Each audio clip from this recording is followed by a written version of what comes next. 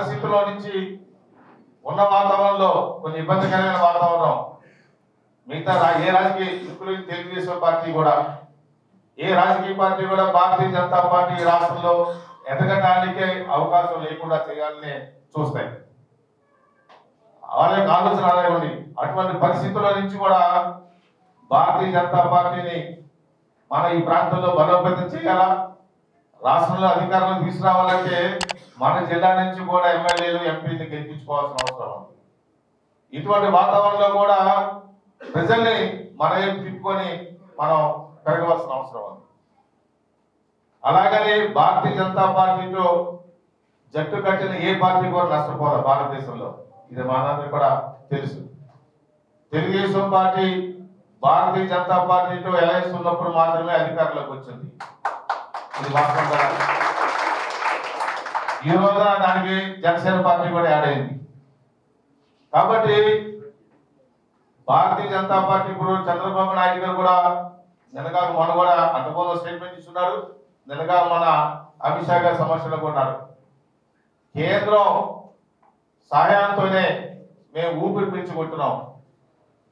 కేంద్ర సహకారంతోనే ఈ రాష్ట్రంలో ఊపిరి పీల్చుకునే పరిస్థితి, వెంటిలేటర్ మీద ఉన్నాం. మీరు చేస్తున్న సహాయ సహకారాల వల్లే ఆంధ్రప్రదేశ్ రాష్ట్రం ఈ రోజు గాడిన పడే పరిస్థితి వస్తున్నది, కనిపిస్తున్నది. కాబట్టి ఏది జరిగినా భారతీయ జనతా పార్టీ సహకారం లేకుండా గతంలో మనం చెప్పుకున్నాం, రాబోయే రోజుల్లో కూడా మనం చెప్పవలసిన అవసరం ఉంది ప్రజలకి.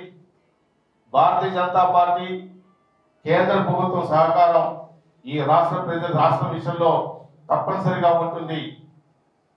సహకారం లేకుండా ఈ అభివృద్ధి జరిగే అవకాశం లేదు.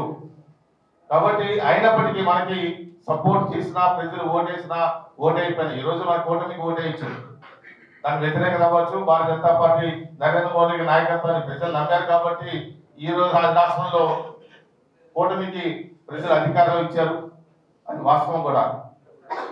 భారతీయ జనతా పార్టీ సహకారం లేకుండా తెలుగుదేశం రావడం ఎంత కష్టమో కూడా ప్రజలు అర్థం చేసుకున్నారు. తెలుగుదేశం నాయకులే చెబుతుంటారు, వాళ్ళ కార్యకర్తలు కూడా చెప్తుంటారు. నాయకులు బహిరంగ ఒప్పుకోలేకపోవచ్చు, కానీ బీజేపీ సహకారం లేకపోతే తెలుగుదేశం పార్టీ ఈ రోజున కూటమి అధికారంలోకి వస్తుందని చెప్పి వాళ్ళు అయితే నమ్మలా. బీజేపీ వల్లే మేము అధికారంలోకి వచ్చామని చెప్పి ఒప్పుకుంటారు. కానీ అటువంటి పరిస్థితుల్లో నుంచి భారతీయ జనతా పార్టీ ఎదగవలసిన అవసరం. కాబట్టి దానికోసం మనం దీన్ని బలోపేతం చేసుకోవడానికి రకరకాల కమిటీలు, రకరకాలుగా కసరత్తులు ఉన్న వాతావరణం నుంచి మనం వ్యవహారం చేయడం జరిగింది. కానీ ఈ రోజున ఆల్మోస్ట్ అన్ని జిల్లాల్లో కూడా అధ్యక్షుల యొక్క ఎన్నిక ప్రకటన కూడా జరుగుతున్నది. ఆ సందర్భంగానే మనం ఈ రోజు మన గుంటూరు జిల్లాలో కలవడం జరిగింది. నేషనల్ పార్టీ ఇచ్చిన పార్టీ కాన్స్టిట్యూషన్ ప్రకారం ఒకరోజు నామినేషన్ తీసుకోవటం, రెండో రోజు ప్రకటన చేయాల్సిన అవసరం ఉంది. కాబట్టి రాష్ట్ర పార్టీ కానీ మనం కానీ కూడా జిల్లా పార్టీ నుంచి కూడా నిన్న మన కార్యాలయంలోనే నామినేషన్ ప్రక్రియ మనం పూర్తి చేయడం జరిగింది. కాబట్టి దాదాపు 8 మంది అభ్యర్థులు అధ్యక్షుల కోసం నామినేషన్ ఇవ్వడం జరిగింది. తిరుపతిరావు గారు, చిరుకు తిరుపతిరావు గారు, అదే కుక్కెల శ్రీనివాస్ యాదవ్ గారు, ఉమాశంకర్ గారు, గాజు వెంకయ్య నాయుడు గారు, విజయభాస్కర్ రెడ్డి గారు, నాగమల్లేశ్వర్ గారు, ఏడుకొండ గారు, శాస్త్రి గారు, 8 మంది మొత్తం. వీళ్ళందరితో కూడా నిన్న మాట్లాడడం, మరి ఇవాళ కూడా మాట్లాడటం జరిగింది.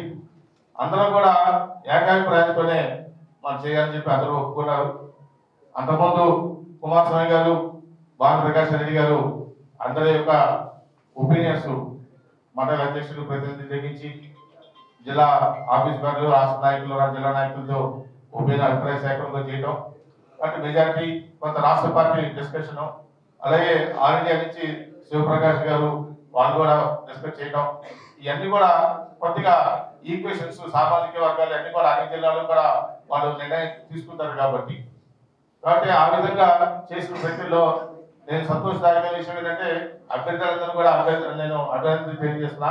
నామినేషన్ ప్రక్రియ ఎలా ఉన్నప్పటికీ అందరూ కూడా పార్టీ నిర్ణయం మేము యునానిమస్ గా ఈ జిల్లాలో మనం చేస్తామని చెప్పి అందరూ ఒప్పుకోవటం, అందరూ కూడా రాబోయే రోజుల్లో ఎవరు డిసైడ్ అయినా కానీ అభ్యర్థిగా మేము సహకారం అందిస్తాం, వాళ్ళతో కలిసి పని చేస్తాం అని వాళ్ళందరూ కూడా చెప్పడం.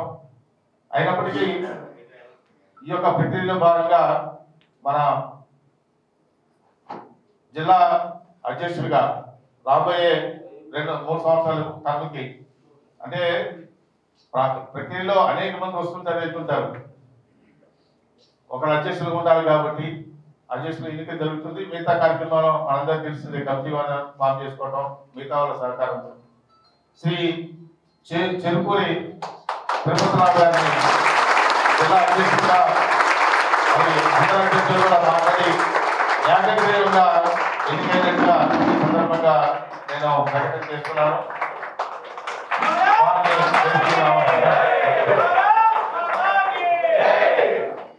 వారికి రాష్ట్ర పార్టీ నుంచి కూడా కుమారస్వామి గారిని శాలువతో చెప్పి అభినందన తెలియజేయవలసిందిగా కోరుతున్నాను.